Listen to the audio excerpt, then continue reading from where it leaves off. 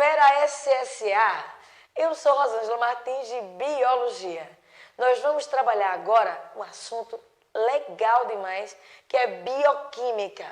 Você tem noção que é juntar a química com a biologia? Ela está constantemente na nossa vida, em todas as nossas ações. Na verdade, a estrutura do nosso corpo, o funcionamento do nosso corpo. Observa aqui a formação do nosso corpo com o início, a base da estrutura, que são os átomos. Átomos como carbono, hidrogênio, oxigênio, nitrogênio, fósforo e enxofre são considerados imprescindíveis para a estrutura orgânica de qualquer ser vivo. A gente costuma dizer que nós somos chomps, ou seja, é necessário termos carbono, hidrogênio, oxigênio, nitrogênio, chom, no mínimo, tá? Podemos seguir mais além com fósforo e enxofre. No mínimo, chomps. Aí mais adiante, a gente entende que esses átomos, eles se agrupam, eles ficam unidos. E quando eles se unem, estruturalmente, eles passam a ser identificados como moléculas. A quantidade e o tipo de átomo, que a gente vai chamar agora de elementos químicos, eles vão orientar qual tipo de substância, olha um outro termo usado, substância, que o corpo precisa para se manter vivo. Então, nós temos átomos que foram representados pela quantidade e o tipo na forma estrutural chamada de molécula. Mas eu consigo classificar essa molécula de acordo com a substância que ela exerce naquele corpo, que pode ser inorgânica ou orgânica. Como foi que essas substâncias surgiram? Então, olha para aqui. Essas moléculas, elas podem ser formadas da união desses átomos.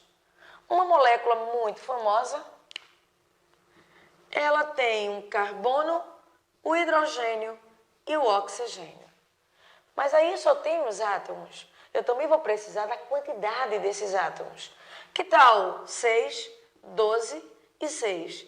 Acredite, estamos diante da molécula da glicose, extremamente necessária para o nosso corpo, para o desempenho das nossas funções, por ela ser energética. Mas esta glicose, ela precisa de uma classificação. E como ela surgiu? Então, eu terei que identificar ela nos tipos de substâncias. Vocês sabem quais são as substâncias classificadas como inorgânicas e orgânicas? As inorgânicas só são duas, tá? Então, se eu chamasse aqui para uma classificação, substâncias do tipo inorgânicas, direto colocando aqui, se ela for inorgânica, só são duas, água e os sais minerais. Bem, mas aí aguça-se a curiosidade de saber por que as substâncias são consideradas inorgânicas. Em primeiro ponto, a gente tem que entender que são substâncias que não foram, na sua origem, derivadas de um organismo vivo. Desde a origem da vida, a própria água e os primeiros minerais, eles foram originados naturalmente, ou seja, provenientes da natureza. Já as substâncias consideradas orgânicas, estas foram metabolizadas, formadas por um organismo vivo. E quem são elas? É importante que você saiba essa distinção claramente. Então, as orgânicas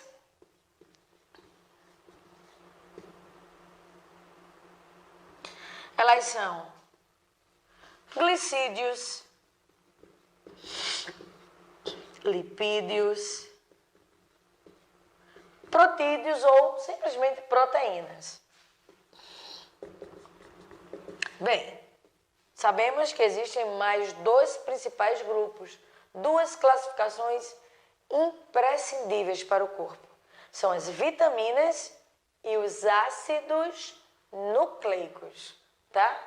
Então, em uma alimentação, você pode obter todas essas substâncias. Água, sais minerais, como inorgânica, orgânicas. Glicídios, lipídios, protídeos, proteínas, as vitaminas e sim os ácidos nucleicos.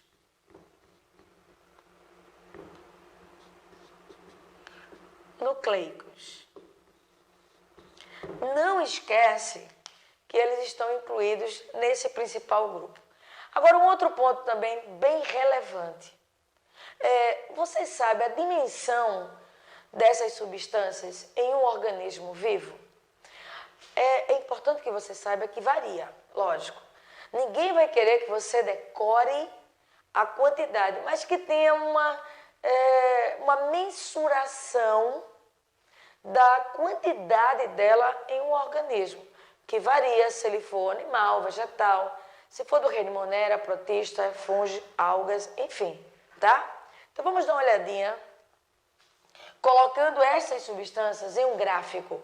Como é que ela mostraria se em uma das questões fossem apenas para você analisar o gráfico e identificar as funções? Você sabe o nome, mas ele oculta o nome dessa substância. Será que você identificaria olhando um gráfico? Olha só, esse aqui é um gráfico em pizza. Eu vou separar em fatias e você consegue perceber se eu estou me referindo a um gráfico apenas das substâncias inorgânicas, as orgânicas e todas elas juntas. Primeiro destaque vai para a água, tá?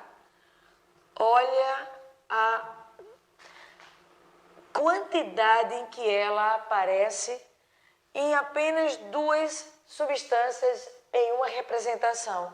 Aí ficou fácil, porque aqui eu tenho sais minerais. Tudo bem. Então você está diante, no gráfico A, apenas das substâncias inorgânicas. Tudo bem. Agora, será que o próximo eu vou fazer com todas juntas ou vou separar? Dá uma olhadinha. Mais um destaque. Olha lá. Um outro destaque significativo, mas na hora que eu vou cortando as fatias, eu observo que, dependendo do tipo do reino, olha só, quem apareceu em destaque aqui, proteínas. Olha lá, proteínas. Eu te pergunto, será que a água vai aparecer em uma dessas fatias menores? Se eu digo que essa daqui tem a ver com as proteínas, eu falei anteriormente que a água, ela se destaca. Então, nesta daqui, não cabe a você identificar ou forçar o encontro da água nessas fatias menores, tá? Então, já estou diante da representação B, que tem a ver diretamente com, exclusivamente, as substâncias orgânicas. E aí você acabou de relembrar que, entre as substâncias orgânicas, quem deve se destacar são as proteínas. Em hipótese alguma, eu devo aqui colocar água e sais minerais, tá? Mas quem vem depois? Será que carboidratos ou lipídios? Já que nós temos as proteínas aqui. Aí vai ser um pouco mais relativo. Se eu destacar a quantidade de lipídios, eu já deduzo que ele está mostrando um gráfico de um animal, porque nós conseguimos armazenar os lipídios. Mas se ele destaca em maior porcentagem carboidratos, aí já estamos diante de um gráfico dos vegetais, porque eles armazenam carboidrato. A estrutura dele primordial é a parte dos carboidratos, no caso a celulose, tá? E outro ponto, energeticamente ele armazena o amido. Então são dois potentes quantidade, teor de glicídios. Então, eu posso colocar aqui tanto lipídios e distribuirei os outros. Lipídios, glicídios, vitamina e não esqueçamos dos ácidos nucleicos. Ok. E o último gráfico, como é que ele ficaria com os dois grupos juntos? Quem deve se destacar? A água. Se você pensou desse jeito, está corretíssimo. Então, olha lá. Eu vou botar tracejar de maior forma para a água. Em segundo plano, segundo ponto, a gente coloca para as proteínas e os demais a gente distribui. Agora, um detalhe importante, numa análise, quem vai aparecer? Na maioria das vezes, gente, com um espaço bem menorzinho, serão os sais minerais e as vitaminas, tá? Se tiver de identificar 1%, coloque para os sais minerais, coloque para as vitaminas, tá? Se ele aumentar o percentual, tipo 70%, já coloque para aquele destaque maior, porque nós entendemos que 30% ele vai ser redistribuído. Eu não quero que você decore números, mas que você entenda que a parcela maior, se for um gráfico com todas as substâncias, vai ser para a água, tá? Eu poderia botar 15% para as proteínas, é um ótimo destaque. E vou diminuindo as parcelas com os demais compostos orgânicos. Mas sempre tendo cuidado de colocar sais minerais e vitaminas com percentual menorzinho. Eles devem ser consumidos e utilizados em menor proporção, mas continuamente, constantemente, vamos repondo e usando, tá? Não estamos falando aqui de importância. Todas essas substâncias, elas são extremamente importantes. Inclusive, aparecer em menor quantidade é importante para algumas substâncias que vamos ver ao longo das nossas aulas de bioquímica. Então, quem aparece aqui? A água. Aqui, a proteína e por aí segue. Podemos ser agora glicídios, aqui, lipídios, ácidos nucleicos e aqui as vitaminas. Então, nós temos 3 gráficos que eles podem demonstrar para a gente uma leitura da necessidade, da presença dessas substâncias no nosso organismo, tá? Olhando para esse, que é o conjunto, eu continuo colocando a água em maior percentual. E nós vamos ver posteriormente que aquele percentual de 70, 60, 72 varia. É muito relativo. Não temos que decorar. Depende da situação e do ser vivo. E do estágio de vida que esse ser vivo se encontra. Beleza? A partir de agora, nós vamos ter a continuação do assunto de bioquímica, mas começaremos pela parte orgânica. Vamos estudar agora os carboidratos. Os carboidratos, eles têm diversos sinônimos. São chamados de glicídios, açúcares, glícides, glúcides, hidratos de carbonos. Mas sabe qual desses sinônimos? O que mais me preocupa, que você de repente pode até errar? Açúcares. Porque você tem que lembrar que mesmo você comendo um pedaço de pão francês, ali o teor de glicose é excessivamente grandioso. Olha aqui, redundância. Tem tantas centenas e centenas de glicose. E glicose, ela é muito fácil de ser detectada pela língua quando você coloca o doce. Mas o pedaço de pão francês, ele contém ali, após uma ação metabólica de ser quebrada, centenas de moléculas altamente energéticas. Por ele ser rico em amido, que é um tipo de carboidrato. Então nós vamos estudar os carboidratos agora. Vamos dar uma olhadinha nos carboidratos e as suas classificações. Bem, carboidratos. Logo de cara, eu te pergunto, você sabe por que os carboidratos, eles exercem uma função energética? Qual é o momento desse processo energético?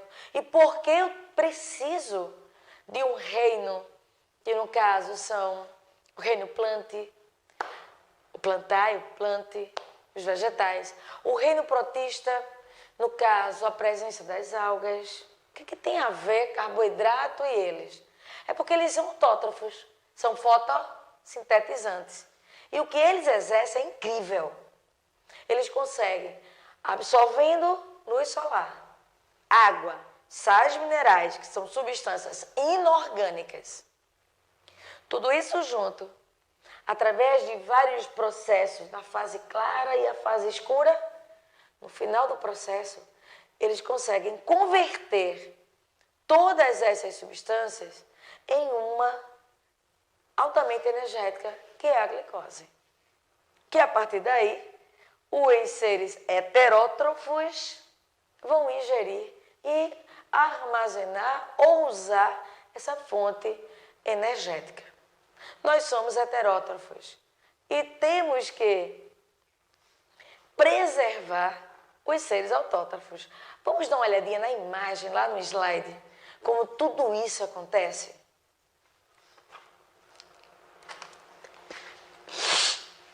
Carboidratos. Os carboidratos, de um modo geral, eles podem exercer duas funções incríveis. Energética, acredite, não apenas energéticas, tá? Mas também estruturais, verdade. Dentre as energéticas, eu encontro tanto nos monossacarídeos, pelo menos para o SSA, monossacarídeos, os disacarídeos e os polissacarídeos.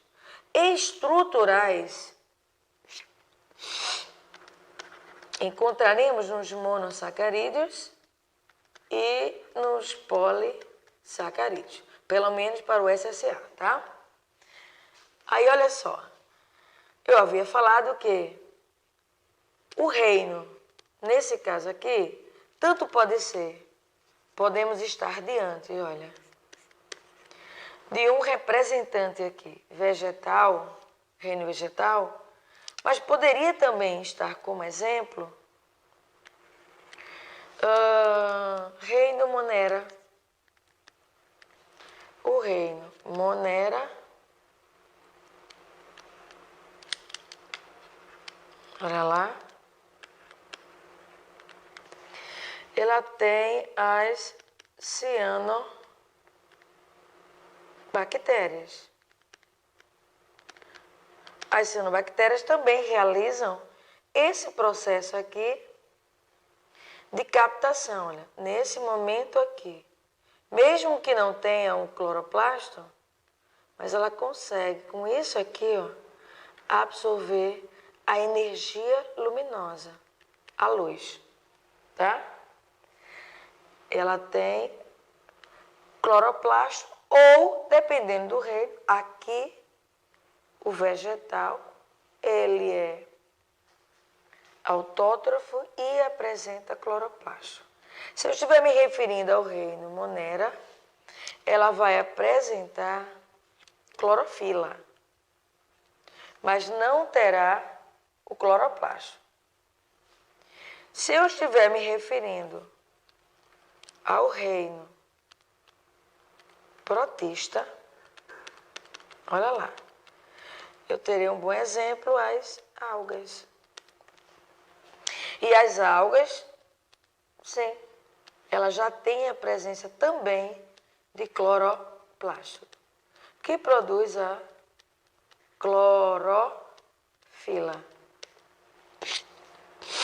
que é esse tal pigmento, que vai realizar esse papel aqui de absorção.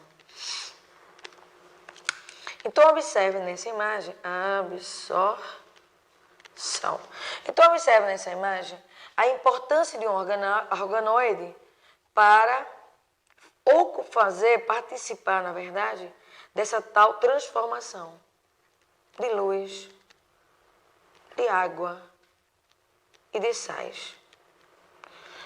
Converterá tudo isso nisso que eu havia falado para vocês, que nós vamos ver lá na bioenergética como isso acontece. Olha só. Vai produzir isso aqui, ó, glicose, juntamente com o oxigênio, que ele pode até eliminar por excesso. Nós vamos utilizar esse processo aqui metabólico, esse produto, né, para produzir ATP, nossa energia. Ou seja, estou te dizendo que esse composto orgânico, que eu chamo de glicose, essa representação aqui, que é um tipo de carboidrato e que é também energético, nós vamos conhecer já já, classificação. Graças à presença desse organoide mitocôndria, ela consegue converter a energia contida nessa glicose para aqui, ó, para essa energia aqui, química chamada de ATP. Entenda que não é privilégio das células do tipo encontrada, né, eucariótica nos animais. Mas também isso aqui vai acontecer nos fungos, reino fungi. Vai acontecer também nos protozoários, reino protista. Tá? Os três, eles também serão considerados heterótrofos. Aqueles que precisam que algum ser autótrofo consiga produzir isso aqui, ó, essa molécula energética. A partir de quem? Você tem noção? Energia luminosa. A luz solar. De preferência, tá? Pela intensidade. Mas o mesmo indivíduo do reino Monera, do reino protista, só que exclusivamente as algas, e dos vegetais, o reino o plantae, eles também podem entre si produzir o que deseja para ele. Olha a glicose que ele produziu. Nós fomos em busca e coletamos, mas ele pode utilizar, olha, e vai passar para as suas próprias mitocôndrias e vai produzir para eles sua própria energia química, que é o ATP.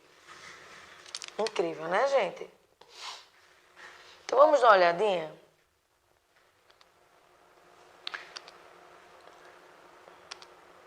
Bem, vem para mim.